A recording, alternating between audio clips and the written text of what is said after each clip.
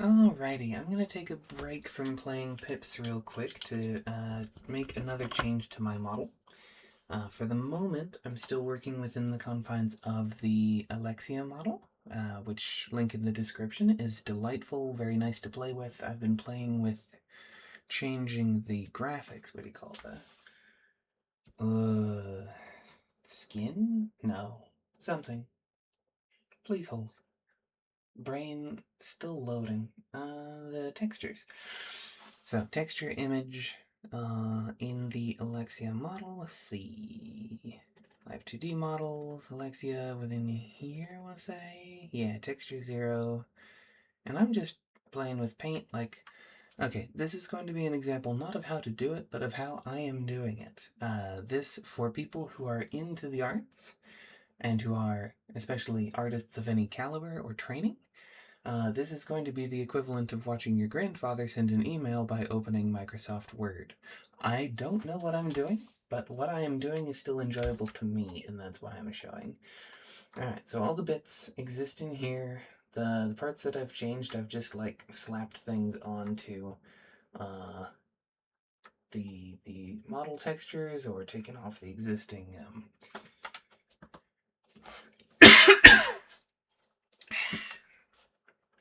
classy. Taken off the existing textures. And where I was unable to make a change was editing items outside of the kind of boundary polygons of those items, which I cannot find where to open because I don't have the full live 2D model definition, right? Like I have the, what you call, stop that. I have the .moc3 file, but I think there's a .com3 or something. I don't know. Different file type which would have the base definitions, and this is instead just something that can be used in VTube Studio, but not like the designer edit level thing. So when I went to go and modify a necklace, I tried slapping the design on there, and it was unsuccessful. Here, let me see if I can grab my model real quick, and like, even what I've got going on right now, you can see the clipping of the edge of the circle in the bottom right. Hypothetically, yes, my mouse does show. Slap me in the corner real quick. I think I can, pop, yep. I've got that loaded into an item scene. Double click. I said double click. Corner only, my place kind of things. And then I've got those as buttons or hotkeys. So I can pop these items out, pop the full like things. It doesn't look super great with the background going on of all of these items.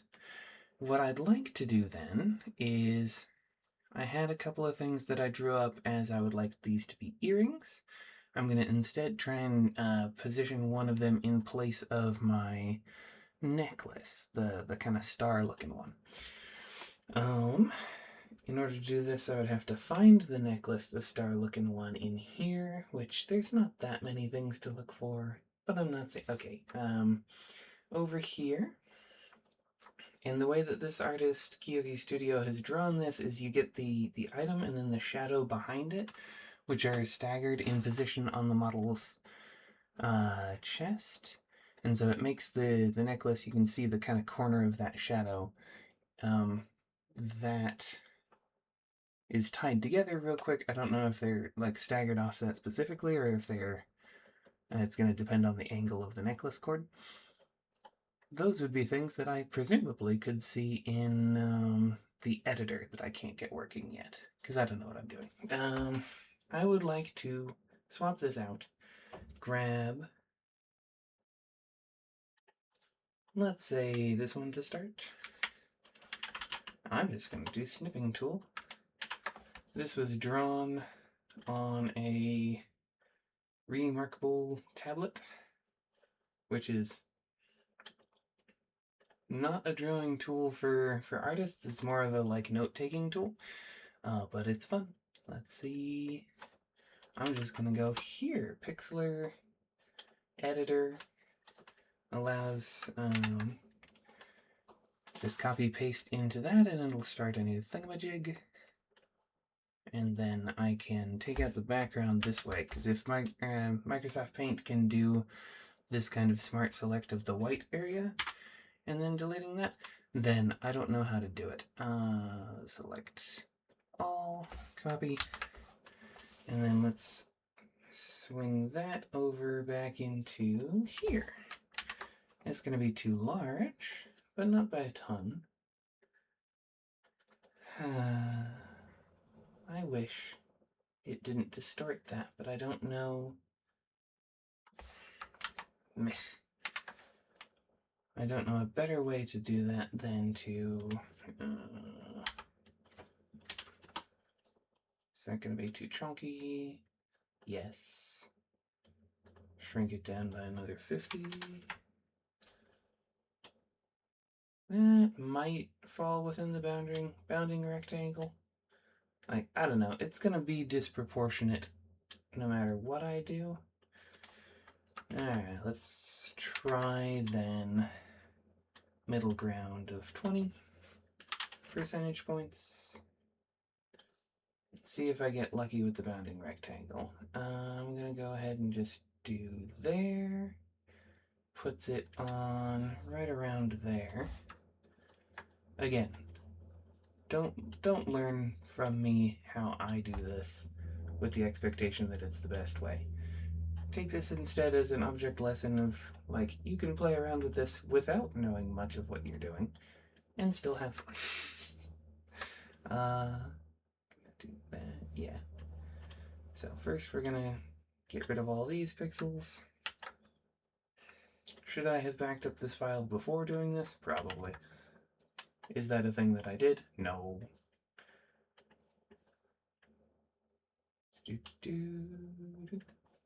Cool. And then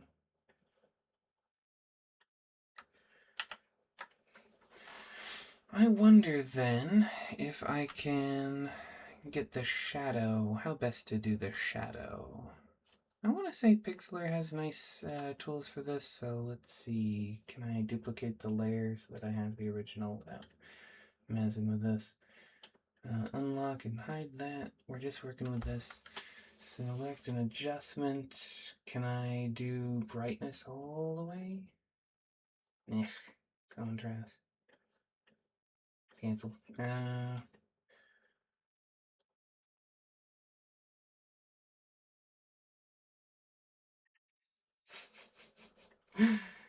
Yeah, that's pretty much what I wanted. Let's go ahead and...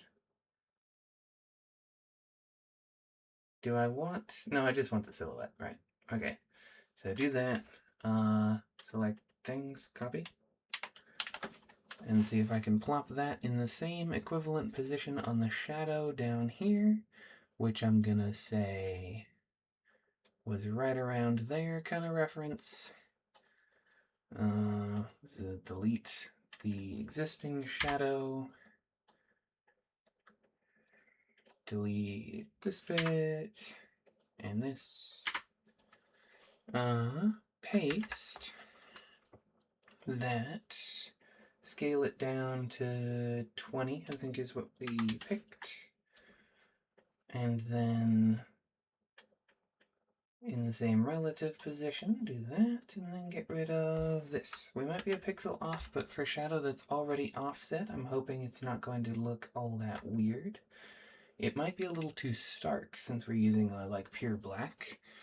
We can save this. I don't think we've actually saved the file yet, so in the meantime, let's do the copy that, go to documents, go to backup.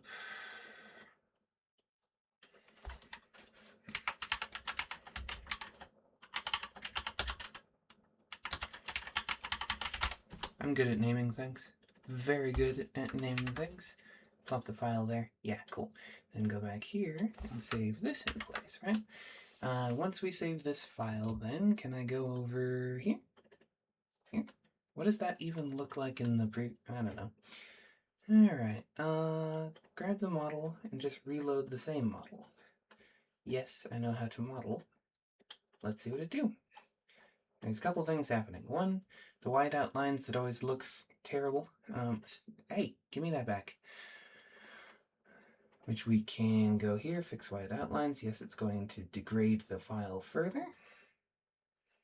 And then the second thing that's going on is because I tried to get greedy and make this larger, the bounding geometry that we were suffering from when trying to do the other thing indeed took a chunk out of my earring. I'm going to leave that still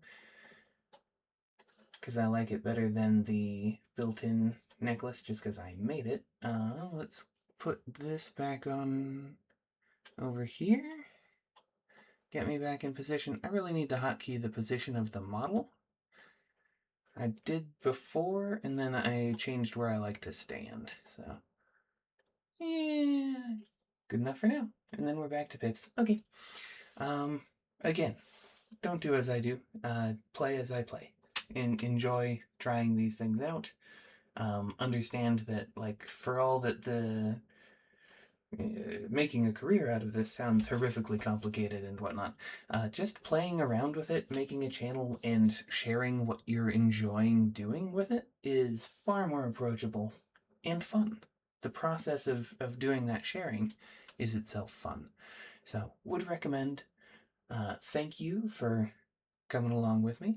If you have any comments or questions, I will try to respond to comments if you make them. Okay, bye.